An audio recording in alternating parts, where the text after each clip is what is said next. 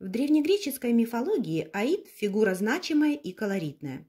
По выпавшему жребию ему было отведено царствование в подземном мире – царстве мертвых.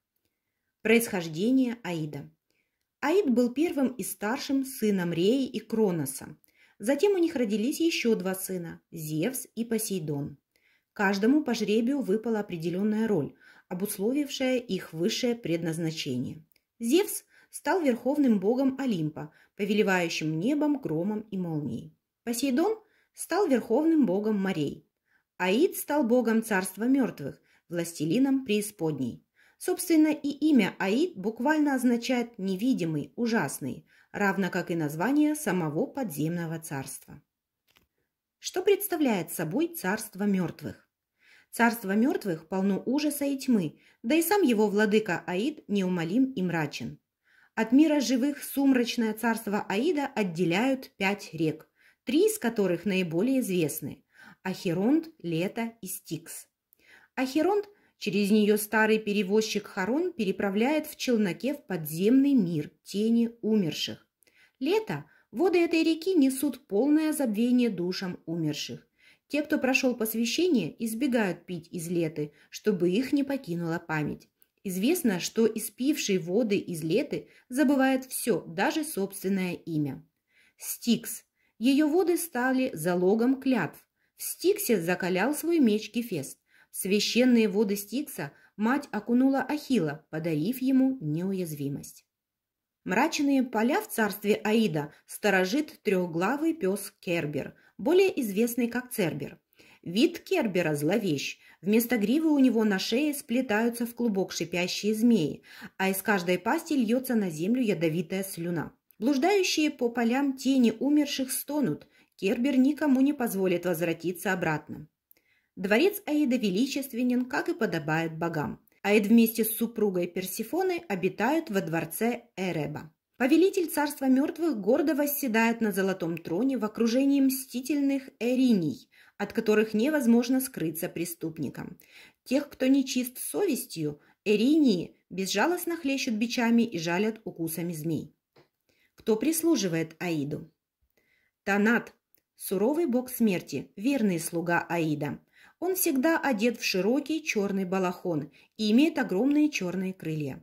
В таком жутком виде, от которого веет могильным холодом, он прилетает к людям, срезает с их голов прядь волос и таким образом отбирает душу. Здесь же обитает и бог Гипнос, брат Таната.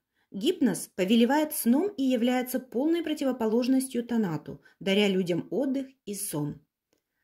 Гипнос парит над землей с волшебным жезлом и рогом, из которого льется снотворный напиток. Этими атрибутами он погружает людей в сон. Бытие и предназначение Аида. Несмотря на всю зловещесть царства мертвых, которым правил Аид, знаменитый Гомер упоминал его в своих легендарных произведениях как достаточно гостеприимного бога, принимающего умершие души. Кому, как не Аиду, было знать, что рано или поздно участь смерти постигнет каждого, и тогда он гостеприимно откроет перед ним врата своего царства. Кстати, в произведениях Гомера упоминается, что Аид сам охраняет свое царство. Находясь в своих подземных владениях, Аид не знает, что происходит на земле и на Олимпе, обители греческих богов. Лишь изредка до него доходят отдаленные звуки и слова простых смертных, когда они беспокоят его, в гневе топая ногами по земле.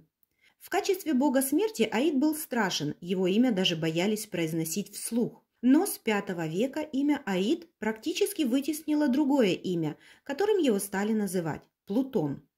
Это произошло в связи с тем, что Аид поглотил в себя все сокровища бога Плутоса, олицетворяющего плодородие и богатство. Любопытно, что вместе с изменением звучания имени произошла и трансформация восприятия самого Аида. Его все чаще стали олицетворять с богом богатства, который охраняет подземные сокровища.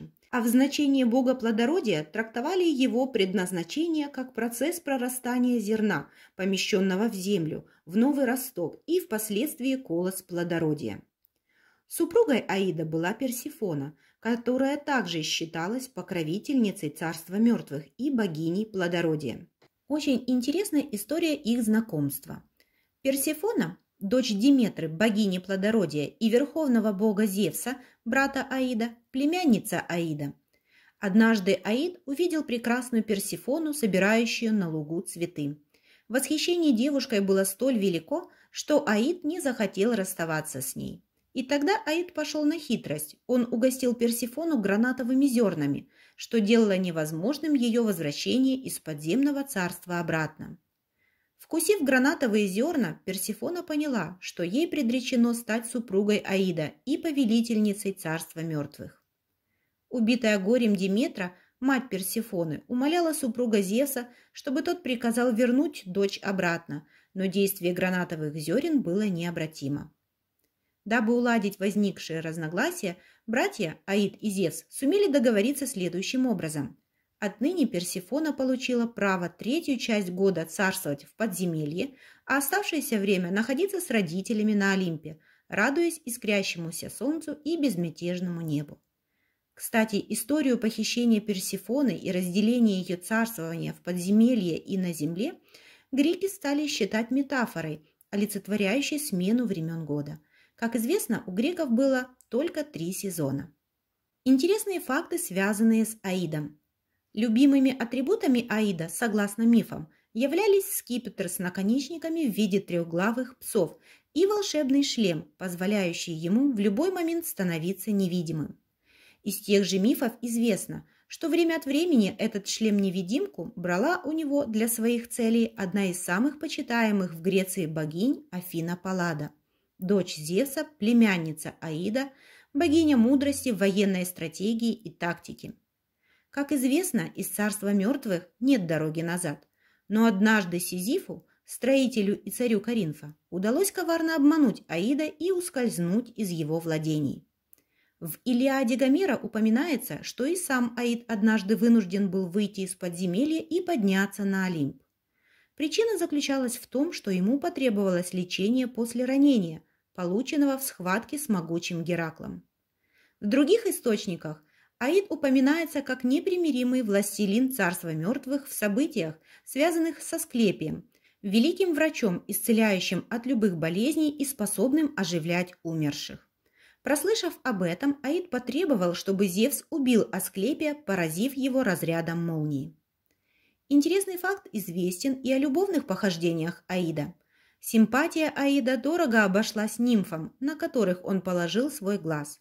Однажды Аид почти уже соблазнил нимфу Менту, но в самый неподходящий момент явилась его супруга Персефона и превратила ее в мяту. Мента и означает мята. Аналогичная участь постигла и нимфу Левку, которую ревнивая Персефона превратила в белый тополь, растущий на берегу реки Леты. Видимо, не случайно Персефона водила дружбу с Гекатой, богиней колдовства и ночных дорог. Именно она помогала ей наводить чары на тех, кто привлекал внимание ее супруга. Что ж, времена меняются, тысячелетия сменяются одно за одним, неизменна лишь женская ревность и коварство наказания за измену супруга. Надеемся, вам была интересна информация в этом видео. Ставьте лайк и подписывайтесь на наш канал.